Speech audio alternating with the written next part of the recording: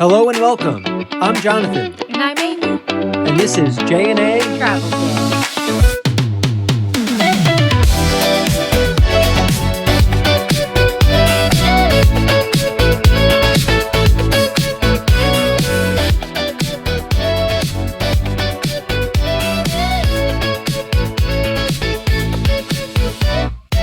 Good morning. Good morning. So this morning we are at the Brightline station here in Orlando. Yeah, and this is located just inside of the airport at MCO, and it is our favorite way to get to Fort Lauderdale or Miami for our favorite type of vacation, cruising. All right, so the nice part about the Brightline is the convenience. So the drop-off location is right outside of their main building, which you can see on the right. And then they have 3 parking areas as well. Those 3 parking areas are needing either SunPass or an E-Pass to get into.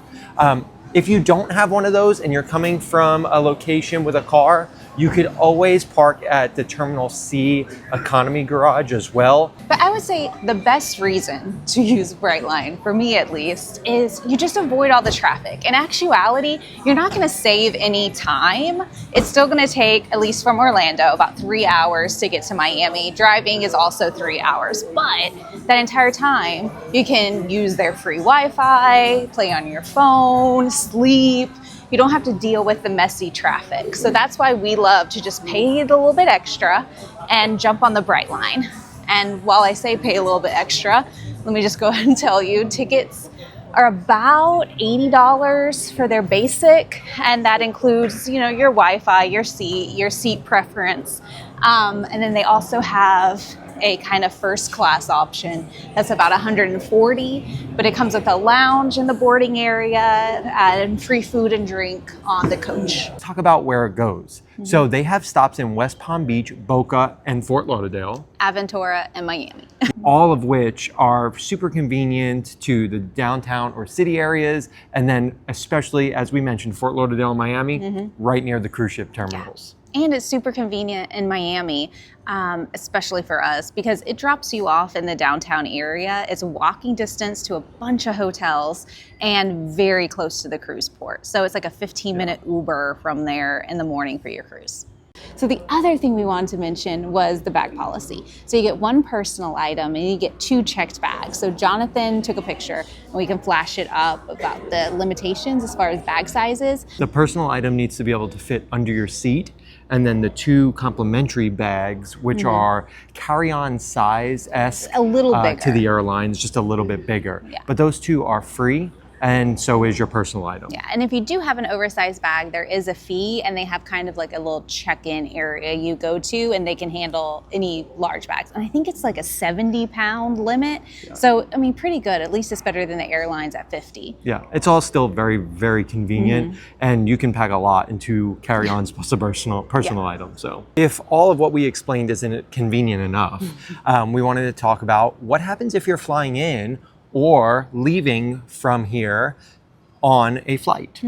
So they actually have the jet links or terminal links that take you to A and B right here, which is gates 1 through like 129. But then over here, which just recently opened, is the walkway to Terminal C. So super very convenient. Very convenient. And that leads us to another talking point, which is that there are partners for Brightline that help make things a little bit easier. So one of the ones I know off the top of my head, JetBlue. JetBlue is a partner of Brightline, and you can book the Brightline when you're booking your flight. So I think we're gonna head in and get the party started. Yeah, so we're gonna go through security, which is always a breeze. Even though the line looks long, it goes fast. All right, so we made it through security. One of the nice things about Brightline is you can bring food and drink in. Yeah, so we've been known to bring a pub sub with us, some bottles of water. They have a little gift shop over here. And then at the beginning of this clip, you saw the premium lounge. So that is where they have unlimited snacks and drinks, both alcoholic and non-alcoholic, for those that are in the first class cabin. And then that bar, Mary Mary, is a staple of all Brightline stations. And it's got some light hors d'oeuvres and alcoholic drinks as well. Okay, so now we have the Smart Lounge. This is where all of the other guests, non-first class paying guests. Where we will be sitting. Where we will be. So we're just gonna wait for our train now. Woo! Good morning, Brightline guests. Morning for all guests is now open for the 9:20 train to Miami. All right, it is boarding time. So we're heading down to the platform now.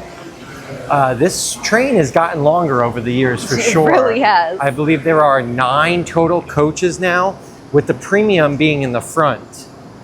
We also noticed right as boarding was happening that premium now also gets priority boarding. And priority security. And priority security. Which Brightline has gotten far busier and popular than it used to be. So it is a convenience. I don't know that I would pay double for it, but at least it's an option.